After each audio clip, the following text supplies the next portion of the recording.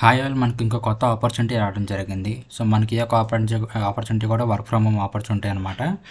So, ముందుగా ఈ యొక్క డీటెయిల్స్ డిస్కస్ చేసే ముందు మనం లాస్ట్ వీడియో మనం చేసాం కదా బీడీఎం రోల్. సో, దానికి మనకి చాలామంది అప్లై చేయడం జరిగిందనమాట. సో, అప్లై చేసిన ప్రతి ఒక్కరికి కూడా కాల్స్ రావడం జరిగింది. సో, మా టీం నుంచి కాల్స్ చేసాం.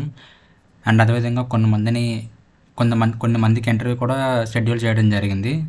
సో, ఎవరెవరైతే ఇంటర్వ్యూకి సెలెక్ట్ అయ్యారో సో వాళ్ళందరికీ కూడా కంగ్రాచులేషన్స్. అండ్ ఇంకా ఎవరికైతే కాల్స్ రాలేదో సో వాళ్ళకి కూడా ఈ యొక్క 1-2 డేస్లో కాల్స్ వస్తాయి. సో మీరు కూడా సెలెక్ట్ అయితే మీకు కూడా ఇంటర్వ్యూ అనేది షెడ్యూల్ చేయడం జరుగుతుంది అనమాట.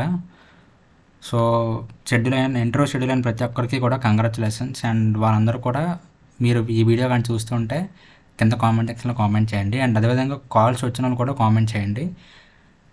సో చూద్దాం ఎన్ని మంది కాల్స్ వచ్చాయో, సో ఎన్ని మంది మళ్ళీ మన వీడియోని చూస్తున్నారు అని చెప్పి. సో ఇప్పుడు ఈ యొక్క జాబ్ డీటెయిల్స్ గురించి చూసుకుంటే సో ఇది మనకి డేటా ఎంట్రీ అనలిస్ట్ అనమాట.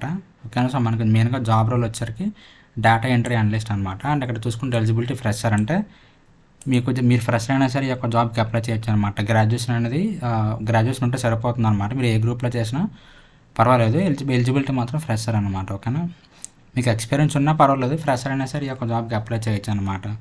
సో మెయిన్గా మన రోల్స్ అండ్ రెస్పాన్సిబిలిటీ చూసుకుంటే అంటే మన వర్క్ ఏంటి, డే టు డేలో మన వర్క్ ఏం చేయాలి అంటే ఇక్కడ చూసుకుంటే మనకి so accurately enter and update data in various company databases and systems. ఓకేనా. సో మనకి డిఫరెంట్ కంపెనీ డేటాబేసెస్ ఉంటాయి, వాళ్ళలో మనం డేటా అప్డేట్ చేయాల్సి ఉంటుంది అనమాట. ఓకేనా, కరెక్ట్గా.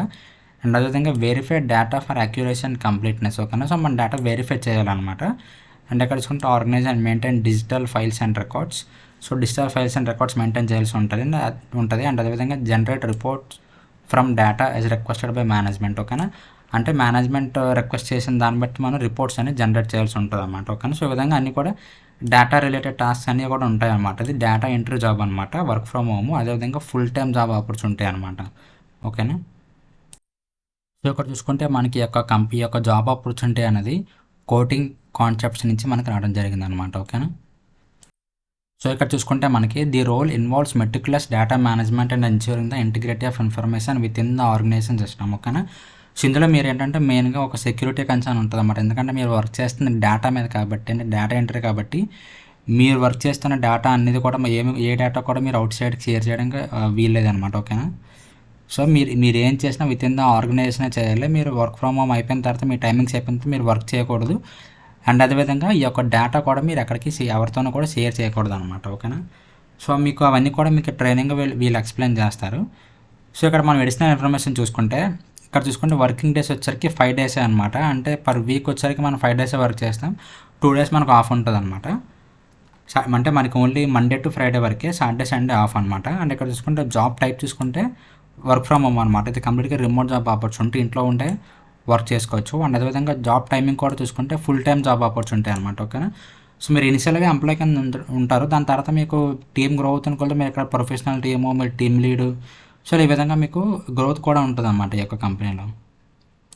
అండ్ అదేవిధంగా ఈ యొక్క జాబ్ మనకి ఫ్లెక్సిబుల్ అవర్స్లో ఉంటుంది అనమాట. అంటే మీకు మార్నింగ్ 9 నుంచి ఈవినింగ్ 5 వరకు అలాగే ఉంటుంది అనమాట. ఓకేనా. సో మీకు ఇచ్చిన డేటా ఎంట్రీ టాస్క్ ఆ డేలో కంప్లీట్ చేసేయాల్సి ఉంటుంది అనమాట. మీరు ముందుగా కంప్లీట్ చేస్తే మిగతాదంతా మీరు ఫ్రీగా ఉండొచ్చు, లేదనుకుంటే మీరు ఆ వర్క్ అనేది కంప్లీట్ చేయాల్సి ఉంటుంది అనమాట. ఓకేనా. సో ఇప్పుడు ఈ యొక్క జాబ్ అనేది మనకి ఇంకా 10 డేస్లో ఈ యొక్క జాబ్ అనేది ఎక్స్పైర్ అయిపోతుంది అనమాట. సో మీరు ఒకవేళ ఇంట్రెస్ట్ ఉంటే 10 డేస్ లోపు అప్లై చేయాల్సి ఉంటుంది అనమాట. సో ఇప్పుడు ఈ యొక్క జాబ్కి ఎలాగ అప్లై చేయాలి అంటే ఈ యొక్క లింక్ అనేది కింద డిస్క్రిప్షన్లో ప్రొవైడ్ చేస్తాను. సో మీరు అక్కడ నుంచి క్లిక్ చేస్తే సో మీకు కూడా సేమ్ పేజ్ ఓపెన్ అవుతుంది అనమాట. సో ఇక్కడ నుంచి మీ డీటెయిల్స్ అన్ని కూడా చెక్ చేసుకోవచ్చు.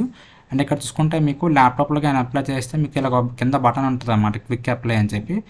సో దీని మీద క్లిక్ చేసిన తర్వాత మీకు అకౌంట్ క్రియేట్ చేసుకోమని అడుగుతుంది. ఒక అకౌంట్ లేకపోతే ఒక అకౌంట్ ఉంటే మీరు డైరెక్ట్గా సైన్ ఇన్ అయిపోవచ్చు అనమాట. డైరెక్ట్ లాగిన్ అయిపోవచ్చు.